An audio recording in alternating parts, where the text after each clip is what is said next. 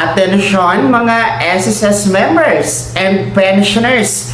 Dalawang importanteng bagay papalapit na magaganap ngayong Agosto 31, 2026. Sa pagtatapos ng buwan na ito yan, dapat alam nyo mga ka-vlogs. Hello sa lahat.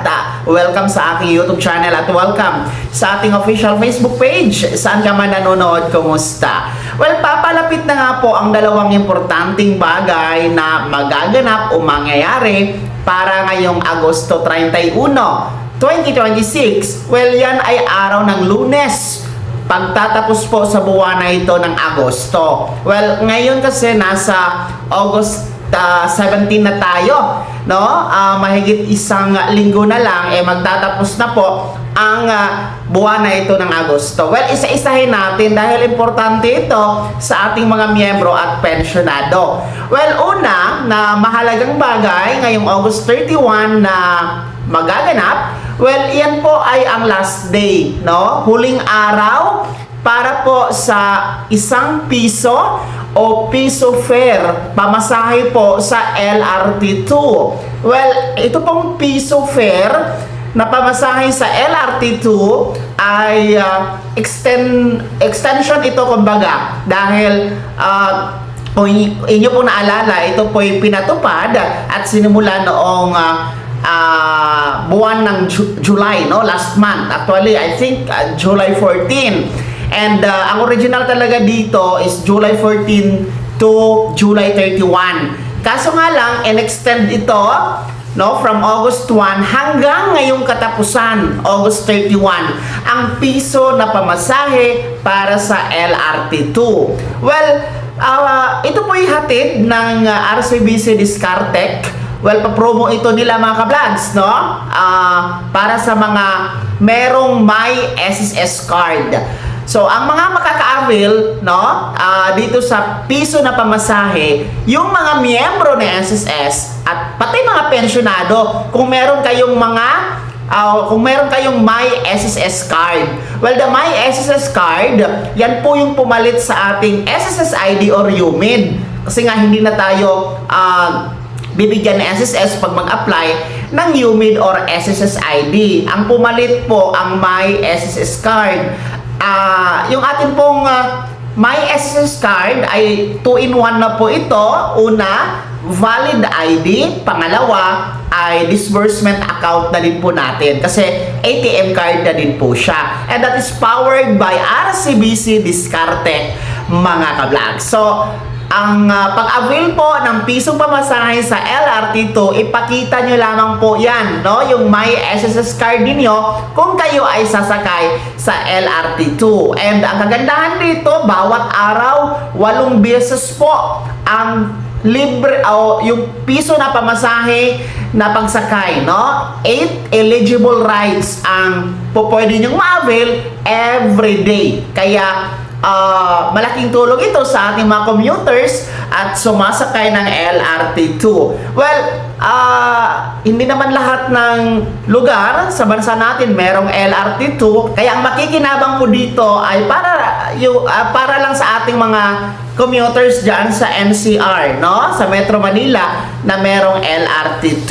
So para po sa mga wala pang my SSS card, pwede po kayo mag-download sa inyong cellphone ng RCBC Discartec app, no? Pwede nyo i-download yan at pwede kayo dyan mag-apply online para magkaroon kayo ng my SSS card. Well, anyway, kung meron na kayong SSS ID, yung luma or UMID, hindi na kailangan na kumuha ng my SSS card kasi yung atin pong luma na UMID or SSS ID, lifetime po yun. Walang expiration. Valid po yun. Ang my SSS card, para lang ito sa mga bagong miyembro ng SSS na wala pang SSS ID. O kahit na matagal ka ng miyembro or pensyonado kay SSS tapos nawala, no? Nawala or nasira yung iyong UMID or SSS ID. So, pwede kang kumuha ng my SSS card. Pero kung meron ka ng lumang ID ni SSS, hindi na kailangan kumuha ng my SSS card. So yan ha, una po yan na importanteng bagay magaganap ngayong August 31. Well, Pangalawang importanteng bagay na magaganap sa August 31, deadline din po ito, huling araw para po sa pag-comply ng Annual Confirmation of Pensioners or SSS ACOP para sa ating mga pensyonado na merong buwan ng kapanganakan o birth month itong Agosto. Ano man ang petsa, from August 1 to August 31, no? Kung dyan ka magbe-birthday ka sa buwan na ito, no? Tapos ang edad mo ay 80 years old pataas, kayo ay required na mag-comply ng ACOP ayon po sa SSS Circular Number 2023-013, yung may subject na Revised Guidelines for Annual Confirmation of Pensioners or ACOP Program. Well, yung ating mga 79 years old pababa, hindi niya na kailangan mag-ACOP ha. Only 80 years old pataas every birth month, katulad dito Agosto, ang required na mag-comply ng ACOP. Well, una, pwede kayong mag-walk-in o bumisita sa pinakamalapit na branch ni SSS sa inyong lugar para mag-ACOP. Pwede po yun.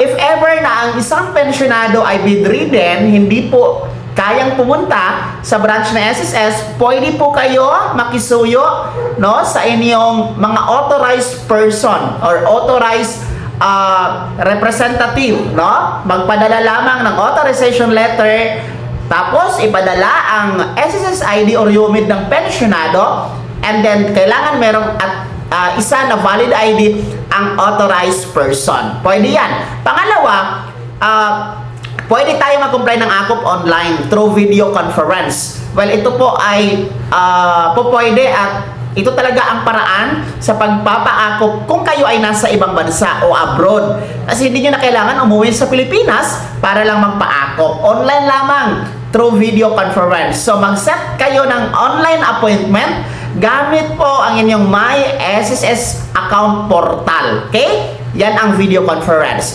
Pangatlo, pwede tayo mag-comply ng ACOP sa pamamagitan ng facial authentication. Well, para po ito sa mga rehistrado na sa PhilSys at merong national ID, no? Yung facial authentication, mag-login muna kayo sa website ng SSS, ang www.sss.gov.ph, tapos pindutin nyo po yung ACOP compliance button.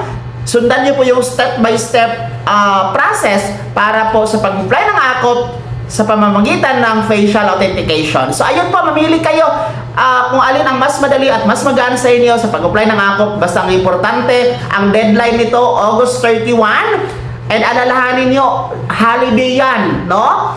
National Heroes Day po yung August 31. Kaya ngayon pa lang, simulan nyo na nang sa ganon ay hindi po kayo maabutan ng deadline. Dahil kapag hindi nyo po na-comply ang ACOP sa buwan na ito ng Agosto, mapuputol ang inyong pensyon at baka wala po kayong pensyon na matatanggap by September or October. So, please comply your ACOP para pensyon tuloy-tuloy. Yan po ang dalawang importanteng bagay, mahalagang bagay, magaganap, paparating na ngayong Agosto 31, araw ng Lunes, 2026. Kaya naman, mga ka-vlogs, una, sino ba sa inyo dito yung mga naka-avail sa piso na pamasahe sa LRT2 in Metro Manila?